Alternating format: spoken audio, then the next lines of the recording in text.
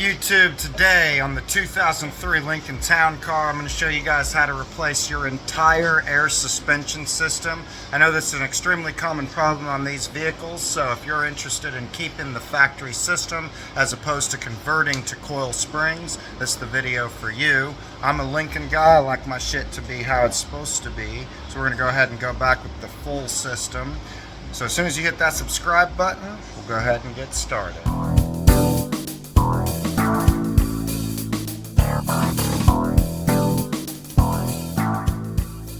So we're looking here at the back tire. We got it up here on the left. We're going in here. This is on the passenger side. And these bags are pretty much just held in by a cotter pin. So you pull that bad boy out. Mine was actually facing like this, so I did have to by hand twist it over to this angle so I could pull it out, but that actually wasn't too terribly difficult. So now we're going to go up underneath and take a look. Once you're underneath the vehicle, this one here, my passenger side one, is pretty much bad. As you can tell, it shouldn't be squishy like that. This driver's side one is nice and firm. And so it does kind of need to be deflated before you move to the next step. So you can stab it or you can try to evacuate it in a different manner. I'm gonna do it in a different manner because I'd like to save my good airbag. And so basically, if you can break this bottom plastic deal off of the differential, it should just squish up in there and then it should kind of pull out. And then we got to get it disconnected from the solenoid up here as well. So we're prying up on it, giving it a little shake. All right, do you see how it folds over on itself? Yeah. Try to push this up into the bag. And it may not, there we go. And that's pretty much it. And then we can try to pull it out from the top a little bit. All right, so we got up in here and there's a small clip holding on the solenoid to the air spring. As you can see, we popped that up with a screwdriver. Point to that tab that needs to be slid into the slot there. So that tab is kind of locked in by the plastic, but if it is rotated counterclockwise, then we should be able to slide the whole thing out of there. All right, so here's the airbag. I'm gonna go ahead and pull it up a little. Try not to screw up my air walks. And now I don't know exactly where it was. It's got to be on this side somewhere, but there was, yeah, as you can see, lots of little cracks and stuff there. It was leaking from one of those in this general area. So we're getting rid of that. Finally got it twisted out where these two tabs here will come free. Now we're gonna take these two tabs and unhook them, and then we're gonna figure out how this air line comes out of there, and we're gonna replace these solenoids as well. So here's the solenoid that we got out. In order to get the line off, you need to push down on this about as far as you can. We used a door panel tool. That worked out great. We were able to disconnect our line here. Now we can go ahead and install the new one. Also, I went ahead and took out the clip that goes here. We're gonna clean this hole in the diff out a little bit. And that clip looks like this. The new one is gonna have that inside of this one, right, this little area right here. So in with the new one. All right, here's the new airbag. Got that clip in there, like I said. And make sure you put your O-ring from the kit right inside of there. And then I already went on ahead and plugged in the solenoid, got the air line. It pretty much just quick connects right in. So we're gonna put this airbag in place after cleaning this hole out just a little bit with a wire brush. And we should be able to install the airbag. All right, so we went ahead and fitted the airbag. Got it clipped in here at the bottom, had to beat on it a little bit with a dead blow hammer. And we put a little grease on that O-ring, got the new solenoid in and twisted like it's supposed to be. Now we can lower it down and put that clip in. Before we do that, it's very important to make sure we put this metal clip in there just in case. All right, we got a new clip with the kit. So we went ahead and installed that and put it in. All right, so we need to deflate the driver airbag without popping it, because I want to keep it just in case one of these fails in the future. The compressor's up here, so I'm thinking slash hoping that we might be able to drain the air from it from up here. And we're replacing the compressor anyway, because I got the entire kit. So So we're going to go ahead and disconnect this here at the hose clamp. We're also going to unplug the mass airflow sensor if it'll come off of there. And then we're going to take these 10 bolts off and just lift this whole thing out as an assembly. Right, so here's our air line for the compressor. That's directly under the air filter. I think that door panel tool is still under the back of the car by the trunk.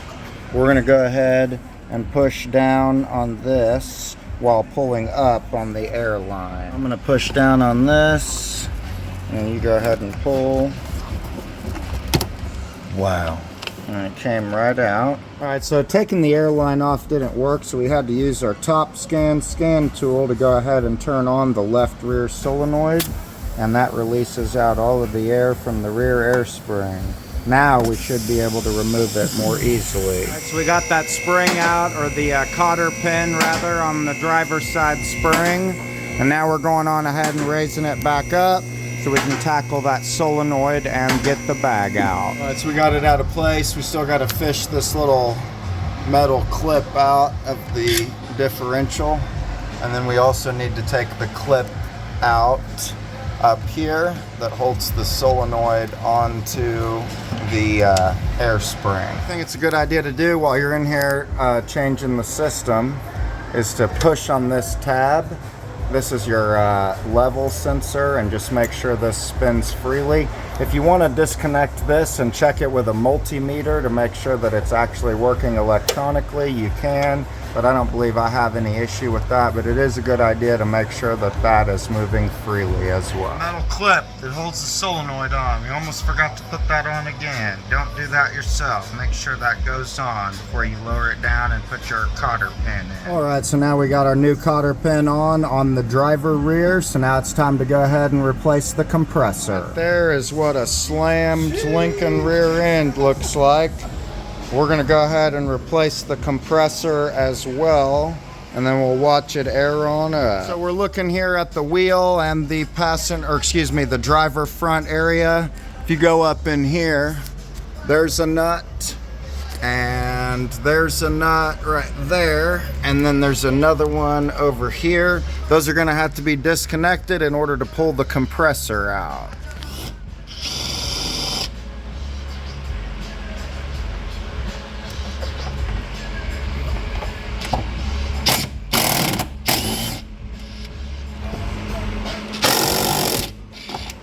Alright, now that we've got those nuts out from the bottom, this compressor should go ahead and lift out of there.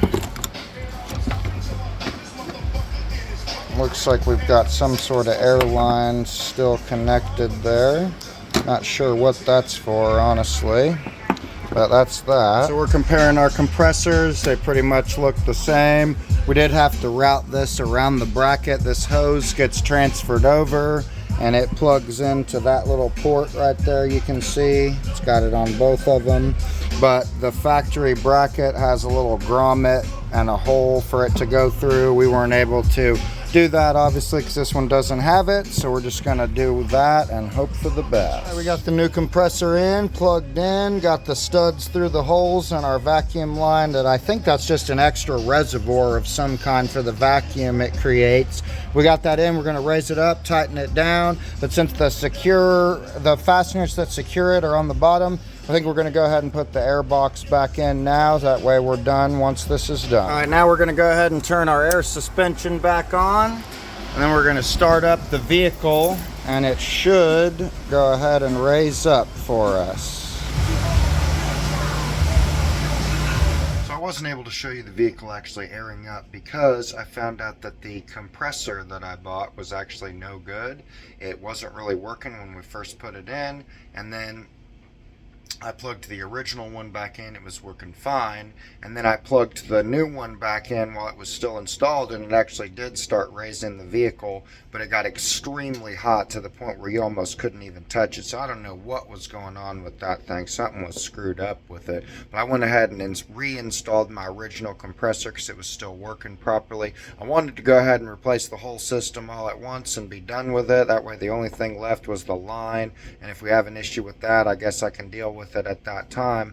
But you know, kind of irritating that you get shitty parts, you know. I don't know if I'm going to try to get a new compressor or try to get my money back and just ride with the original one until if or when it fails, and get a new one at that point.